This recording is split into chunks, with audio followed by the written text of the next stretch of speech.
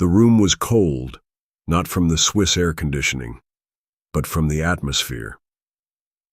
The International Infrastructure Investment Forum was meant to be a moment of hope, where the Global South could finally be heard, where powerful nations might finally listen, not lecture. But then it happened. U.S. Secretary of Transportation, Pete Buttigieg, in a room packed with journalists, leaders, and delegates, leaned forward during a panel and said with a smile, "Before we can talk about full infrastructure support for Africa, it's important that governance standards be improved across the continent." It was polite, it was measured, but it pierced like a blade. Amal Kouyaté, a 19-year-old youth delegate from Guinea, lowered her head. She'd waited years for this opportunity, and now it sounded like more of the same. "You're not ready." A hush fell over the room. Cameras clicked. A few uneasy coughs echoed. Then slowly, Captain Ibrahim Traoré stood. Not scheduled to speak yet, but his eyes held fire. Not rage, but something deeper, a refusal to be silenced again. The moderator hesitated, but Traoré's presence commanded the room, and so the world held its breath. There was a silence so thick it nearly cracked. Ibrahim Traoré walked calmly to the mic. He didn't fumble with notes. He didn't smile for the cameras. He simply looked around at the room, ministers, CEOs, billionaires, presidents, and then down at Amal Kouyaté, still holding her head. Then he began, "I heard my colleague from the United States. I thank him for his concern about Africa's governance. But let me say this, respectfully, firmly, and without apology." He paused. "Africa does not need permission to rise. We need partners, not supervisors." The words hit like thunder. The room erupted. Some gasped, some clapped. Amal looked up, eyes wide. Traoré continued, his voice steady. "For decades we have been handed terms and conditions, loans with chains, partnerships with poison. We do not reject cooperation, but we reject control disguised as aid." Pete Buttigieg shifted uncomfortably. "The youth of Africa are not lazy. Our leaders are not incapable. We are rising, not because of permission, but despite suppression." Cameras flashed. A standing ovation began. But Traoré wasn't done. "We're not here to be advised. We are here to build, to lead, and to reclaim the future. This forum, this world, must accept that." The room was no longer cold. It was on fire. The clip was only 78 seconds long. But within 24 hours, it had crossed 20 million views across TikTok, Twitter, and YouTube Shorts. From Nairobi to New York, from Paris to Pretoria, the clip spread like wildfire. Captions read, "Africa does not need permission to rise." Some cried watching it. Some stood up in their living rooms. Some whispered, "Finally." Finally, someone said it out loud. In Burkina Faso, school children repeated the line. In Ghana, an old man turned off the radio and smiled. Back in Geneva, Pete Buttigieg's office issued a rushed clarification, saying his words were taken out of context. But the internet had already made its decision. Maria Ortiz, a journalist from Spain who had attended the forum, posted a video of her own. "I've covered diplomacy for over a decade, but what I saw today was not diplomacy. It was awakening." Meanwhile, Amal Kouyaté was still in Geneva. And after the forum ended that day, she received a handwritten note slid under her hotel door. It simply said, "You will speak tomorrow. I've arranged it. Ibrahim." She read it, hands trembling. Africa's story was just beginning. The next morning, Amal Kouyaté stared at her reflection. She was just a student, no suit, no political background, no team. But today she was expected to speak in front of the world. The conference hall buzzed, cameras recharged. Delegates whispered about the Traoré moment. Something had shifted, and now everyone was watching Africa. When her name was called, Amal stood slowly. Her knees shook, but Traoré gave her a quiet nod from across the hall. It steadied her. She walked up to the podium, clutching her written speech. But once she stood there, surrounded by powerful faces, she dropped it. She didn't need it anymore. My name is Amal Kouyaté. I am 19. I have lived through blackouts, water shortages, and nights with no food. But I have also seen mothers build clinics with no funding, teachers teach with no books, and youth start businesses with no loans. Her voice broke, not from fear, but emotion. We are tired of being told to wait. We are not waiting. We are building. You can help. But do not pretend you are the reason we rise. There was silence. Then, slowly, the room stood. Traoré clapped, the first to do so, and the world watched a girl become a storm.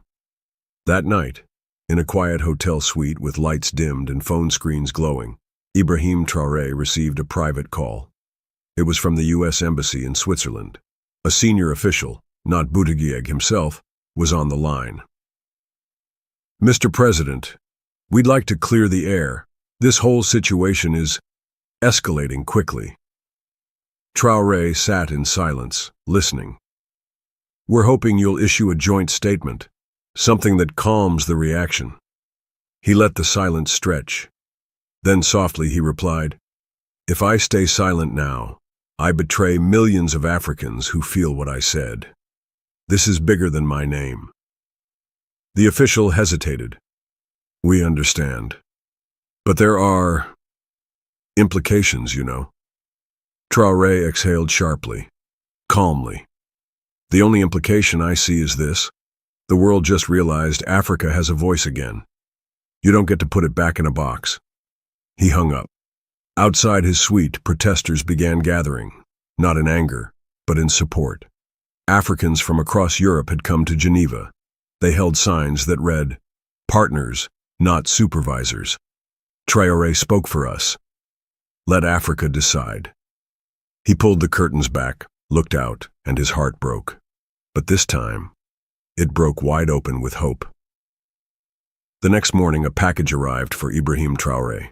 No security seal, no diplomatic stamp, just an old envelope, handwritten and yellowed with age. Inside was a letter. It began, Dear Captain Traoré, you do not know me. I am Dr. Kwame Mensah, a retired economist in Ghana.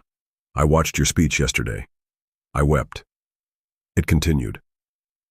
In 1963, I stood behind Kwame Nkrumah when he declared Africa would speak with one voice. I believed it then. But I have waited 62 years for someone to finish that sentence. Traoré sat down slowly. You are not just a president, young man. You are a memory, a future, and a bridge. Hold your ground. You are waking up something sacred. Attached was a faded photo, a much younger Mensah shaking hands with Patrice Lumumba. Traoré closed his eyes. He didn't ask for this burden. He never planned to go viral. But now, something had begun. Something that crossed borders, generations, and tears. He carefully folded the letter and whispered, We are not just rising, we are remembering. And somewhere in Ghana, an old man sat by a radio, tears falling into his tea. Maria Ortiz had covered wars, elections, revolutions, but what she witnessed in Geneva haunted her. That evening, she sat alone in her hotel room, recording a raw, unfiltered message for her YouTube channel.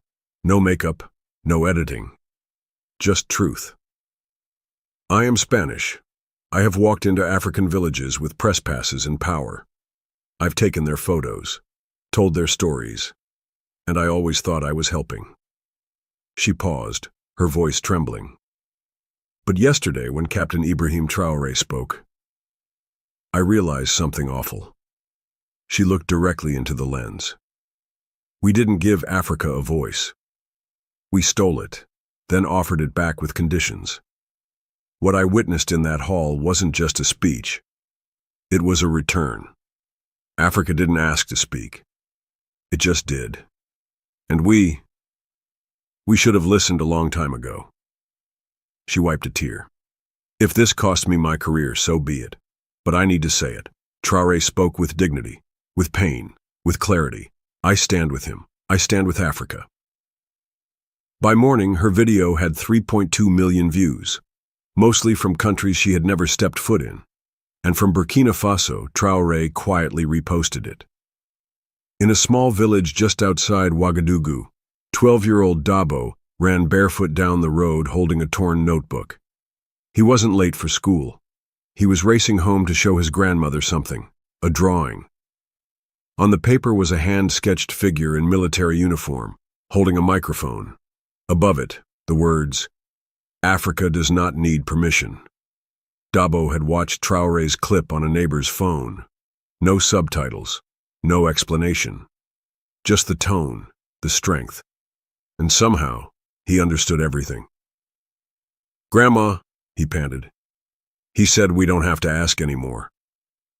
His grandmother, eyes tired from age, took the paper with shaking hands. She didn't speak, just pulled him into her arms. "One day," she whispered, "they'll stop looking at us like we are helpless." He nodded. "Because of him?" She smiled. "Because of you, and him, and all of us." Later that day, a reporter visited the village. When she saw Dabo's drawing, she asked if she could post it online. By the next morning, the boy's artwork was on the front page of BBC Africa. Traoré saw it on his phone and whispered, This is who I fight for." That night, in a glossy hotel ballroom, a private dinner was held for select African leaders and Western investors. Candlelight, wine, polished speeches. Traoré was there, silent. A European CEO raised a glass. "Let us toast to Africa's potential and the guidance we offer to unlock it." Traoré's fork paused midair. Another official chimed in. "With the right direction, the continent can flourish, but it must first be molded." The word molded hung like poison. Then it happened. Traoré stood up, calm, unshaken. "I came here out of respect. But if you think Africa is clay for foreign hands to shape, you're wrong." He turned to the room, eyes like thunderclouds. "We are not your project. We are not your redemption. We are your equals. If you cannot accept that, then this dinner is a charade." He placed his napkin down, bowed politely, and walked out. A stunned hush followed. Outside, the night air bit cold, but Traoré breathed it in like freedom. Inside, fork stopped. Glasses remained untouched. Because for the first time, someone had said no, and the echo of that no was louder than any toast. It happened 3 days after the forum, in Burkina Faso. A regional power station, long neglected by foreign contractors, collapsed. The capital went dark. Hospitals scrambled. Street vendors shut down. In a village just outside Bobo Dioulasso, a mother gave birth by candlelight. That same night, Traoré stood with his cabinet. No speeches, no press, just urgency. Send every generator we have, divert power from non-essential buildings, and make sure every hospital stays lit. His team moved fast. But even in the dark, fear crept in. On Twitter, a sarcastic post from a European political aide went viral. "Hard to rise when your grid collapses. Charles Traoré talks too much." Traoré saw it. He didn't reply. Instead, he drove to the largest children's hospital in the pitch dark, climbed 5 flights of stairs with a lantern, and sat beside a 6-year-old girl on oxygen. Her name was Aicha. She smiled weakly at him and whispered, "Are you the one who said we don't need permission?" He blinked back tears. "Yes, little one. And I still mean it." That night, no cameras followed him. But across the country, people said one thing. He came. In the dark. He came. By the 5th day, the world had gone quiet. France, once the loudest voice on African stability, had said nothing about Traoré's speech until now. A leaked document from a private meeting inside the Élysée Palace revealed what many feared. Discussions about reassessing diplomatic engagement with Burkina Faso. The tone, cold, cautious, colonial. The memo read, "Traoré is charismatic, but dangerous. His words awaken a sentiment we have long managed. Pan-African independence. If it spreads, so does influence we no longer control." When the leak hit social media, the backlash was instant. Young Africans across Paris, Marseille, Dakar, and Abidjan flooded the streets with banners reading, "Awakened is not dangerous. We are not yours. Respect, not recolonize." In Geneva, Traoré sat alone in his suite, watching the protests live. He whispered, "I didn't ask them to do this." His advisor responded gently, "But you said what their hearts had been carrying for years." He turned back to the screen. Tears welled up, not from anger, but from something heavier. Responsibility. On the 8th night, a voice note began circulating across African WhatsApp groups. It was just 47 seconds long. No one knew who recorded it first. But by morning, millions had heard it. The voice? A young African woman, shaky, emotional, sincere. "My name is Mirembe. I'm Ugandan. I was raped by a soldier during a foreign peacekeeping operation. I never told anyone. I felt small, like my pain didn't matter. But when Traoré spoke, I felt something I've never felt before. I felt seen. He didn't know I existed, but somehow he stood up for me, and I'll never be the same." There was a pause. Then she whispered, "Thank you, Ibrahim Traoré. You healed a piece of me, just by speaking truth." The message went viral. Politicians reposted it. Artists sampled it. Mothers cried over it. And in Uganda, Mirembe, just 22 years old, received hundreds of messages from survivors. One of them simply wrote, "You were never alone." When Traoré heard the note, he put his head in his hands and wept. Not out of pride, but because truth spoken with love heals more than policy ever could. In a dusty barracks near Kaya, a young Burkinabe soldier named Issa finished his 18-hour shift. His phone buzzed, a message from his mother. Just 3 words. He would be proud. Issa paused. The he was his elder brother, Yakuba, a soldier too, killed during a joint operation led by foreign forces 2 years earlier. His death had been blamed on a navigation error. No one apologized. No one cared. But today, Issa sat on his bunk and watched Traoré's Geneva speech again. As Traoré said, Africa needs partners, not supervisors. Issa whispered. That's what Yakuba wanted. He opened his trunk and pulled out a blood-stained letter. Yakuba's final words, never delivered.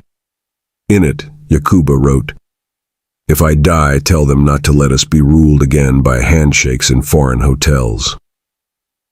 Issa took a photo of the letter and posted it online with the caption, "He died too soon, but his voice still echoes." Within hours, the image went viral. That night, Traoré received a printed copy of the letter. He read it in silence, then stood and saluted. For Yakuba, for all of them. In London, 15-year-old Amara sat quietly in her classroom as her teacher spoke about development in Africa. She heard words like chaos, unstructured, needs guidance. Something snapped inside her. At lunch, she opened her phone and watched the Geneva video again, the moment Traoré said, "Africa does not need permission to rise."